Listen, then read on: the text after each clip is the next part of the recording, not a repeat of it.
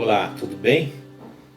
Nós voltamos agora para o nosso segundo estudo da nossa reflexão sobre o significado espiritual desta pandemia.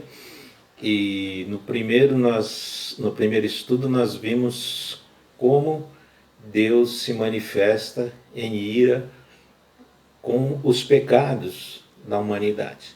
Neste segundo estudo, nós vamos pensar um pouco sobre como os profetas viam a história de Israel, a vida de Israel, e mais lá na frente, como Deus vai agir no Apocalipse com relação à humanidade da mesma forma.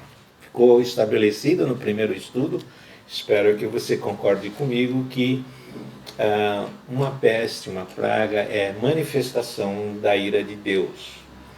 Não importa se seja com o seu povo ou com quem não seja seu povo. Mas é uma manifestação onde Deus detém, Deus castiga, Deus retém o pecado e ele não fica indiferente a isso.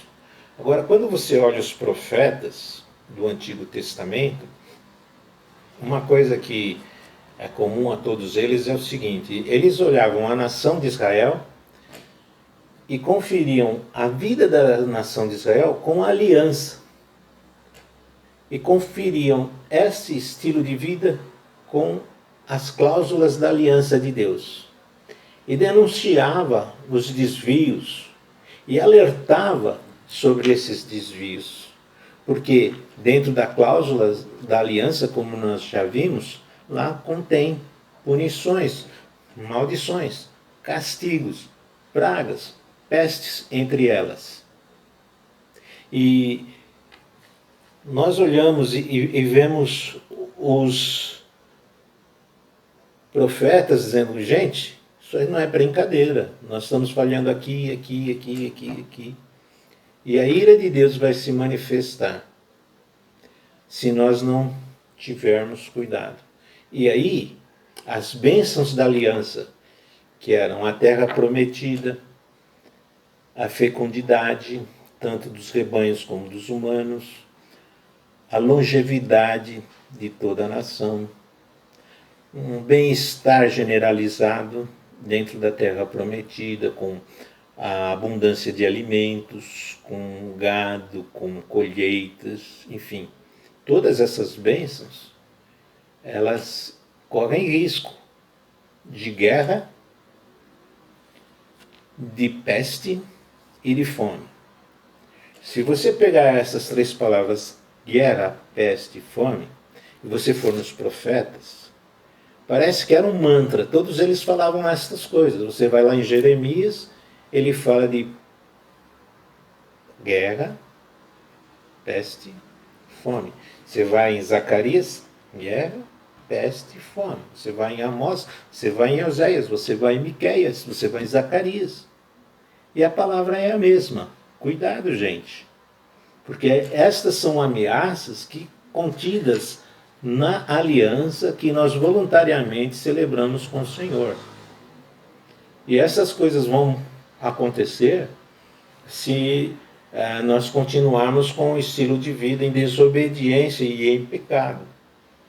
E assim foi. Então você pega, por exemplo, Jeremias, quando ele escreve as Lamentações, ele vê o povo desfilando, indo para o exílio, sendo levado prisioneiro para a Babilônia. E os babilônios não quiseram levar o Jeremias, porque ele tinha, afinal de contas, ele tinha profetizado que a Babilônia ia se dar bem e ia invadir Jerusalém. Então, de certa forma, a profecia de Jeremias, alertando a população de Jerusalém e a nação toda, era uma palavra favorável. Então os babilônios achavam que o Jeremias estava a favor deles e decidiram não levar o Jeremias. Depois, uma parte que ficou para trás decidiu fazer uma caravana e ir para o Egito, e eles arrastaram Jeremias com eles para o Egito. Mas Jeremias está sentado lá, vamos dizer, na calçada, numa pedra no meio do caminho, e o desfile do povo sendo levado para a Babilônia. E ele chorava. E você lê lá, Lamentações de Jeremias, porque o que ele tinha predito estava acontecendo. E nesse lote de gente que está sendo levado, desfilando, indo para a Babilônia cativo, tinha o Ezequias. Ezequias foi ser profeta lá na Babilônia. E tanto o Jeremias quanto o Ezequiel, perdão, não é Ezequias. Ezequias era o rei, né? Perdão. Tanto Jeremias como Ezequiel, eles falavam essa mesma coisa. Gente, guerra, fome e peste está por vir. E não tiveram a gente para ouvi-lo. Os reis, os líderes da nação não ouviram, o povo não ouviu, e vida que segue. E depois você tem Abacuque, depois, como eu disse, tem os outros profetas, os profetas menores também, exatamente fazendo esse ponto. Eles teriam que enfrentar a ira de Deus. Por quê? Porque provocaram essa ira com o pecado deles. E só precisamos pensar que, assim, você já percebeu, você já viu isso na televisão nos dias de hoje? O pessoal está tentando curar e cuidar da peste, mas já se comenta sobre a fome. Por quê? Porque enquanto estivermos trancados em casa e o dinheiro vai acabar, as mercadorias nos supermercados vão desaparecer porque os produtores não vão estar produzindo. E vai chegar uma hora que o preço das coisas então vão subir. E em consequência disso, quem não tiver recursos não vai esperar a morte em casa, vai sair pelas ruas, vai atacar quem aparecer na frente para poder conseguir recursos, para conseguir comprar alimentos, né, e remédios nesta carestia.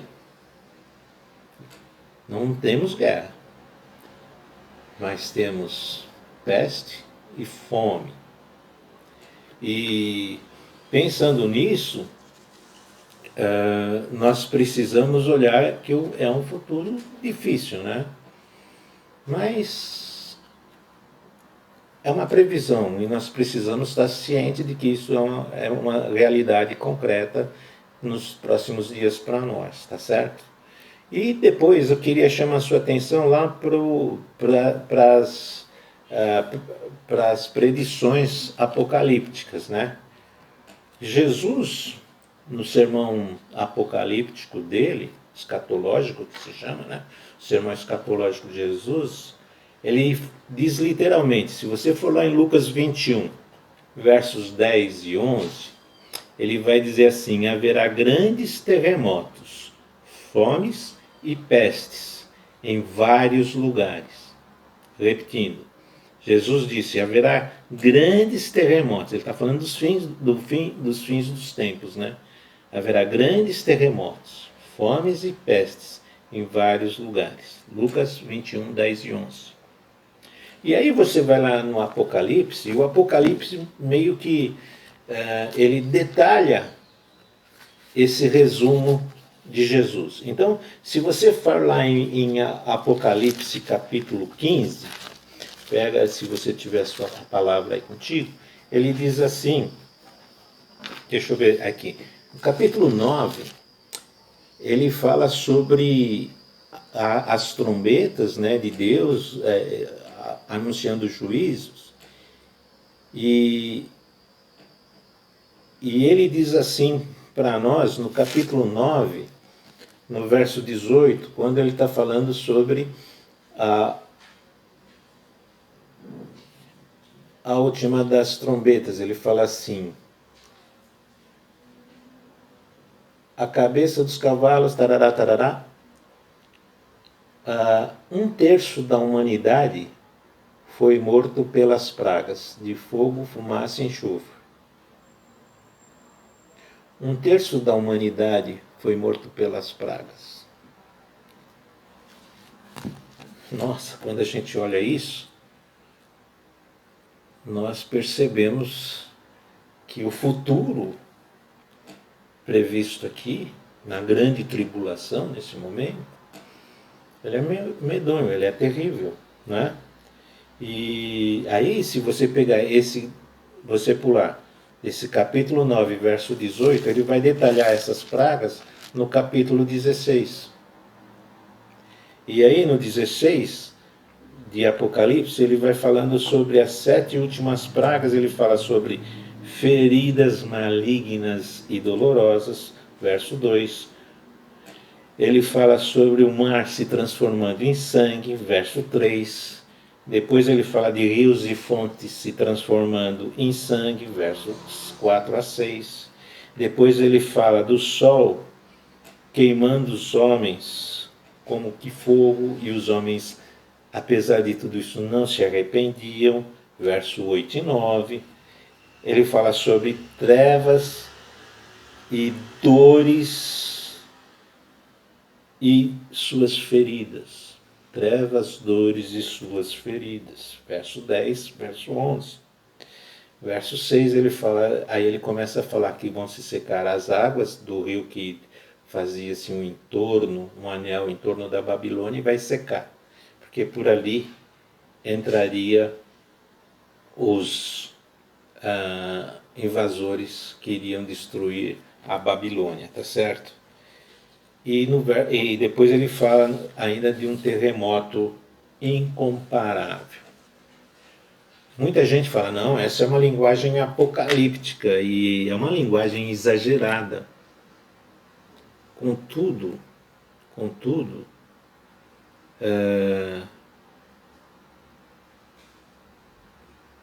essas pragas vão acontecer. E me parece que 1/3 da humanidade morrendo, nós não temos noção do que isso, o distúrbio, o desequilíbrio que isso vai poder acontecer. E nem que estejamos preparados para uma situação dessa, estabelecida aqui na grande tribulação, tá certo? Mas se você vai lendo e você passa pelo capítulo 18, que fala 17, 18, que vai falando da destruição da Babilônia, e aí você cai no capítulo 20, que ele fala das bodas do Cordeiro, que casa com a sua noiva, que é a igreja.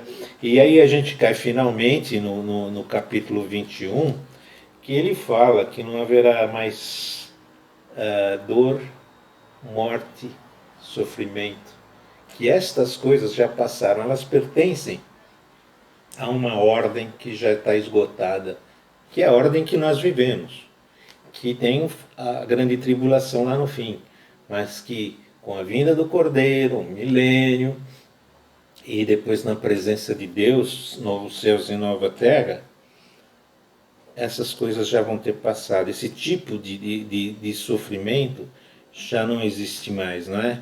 Não haverá mais morte, tristeza, choro, dor, porque essas coisas vão ter passado. Mas hoje nós estamos nesse período de maldição e nós estamos sujeitos a tais coisas. E se nós não estamos na tribulação, nós estamos pertinho, né? Nós estamos na pré-tribulação, e essa pandemia muito bem sinaliza como a situação vai ser terrível, e a gente deveria pensar espiritualmente e se preocupar com isso.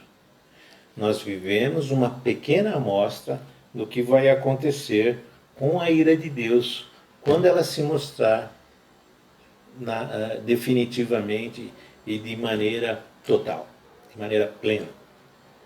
Então, nesse momento, nós precisamos nos colocar, nos penitenciar perante Deus, e nós precisamos nos arrepender, nós precisamos falar sobre arrependimento para os outros, porque esse é o significado espiritual que tem essa pandemia, tá certo? Então eu gostaria que você agora parasse um pouco, pensasse um pouco nesta situação de de, de futuro, né, que nos aguarda e que nós experimentamos um pedacinho desse futuro. E ore para Deus sobre isso também, tá bom? Nós vamos dar um pause aqui e depois voltamos para o nosso próximo estudo, onde nós queremos falar sobre saídas, né? Quais foram as saídas encontradas na palavra de Deus para situações como essa que o pessoal encontrou lá atrás, tá bem?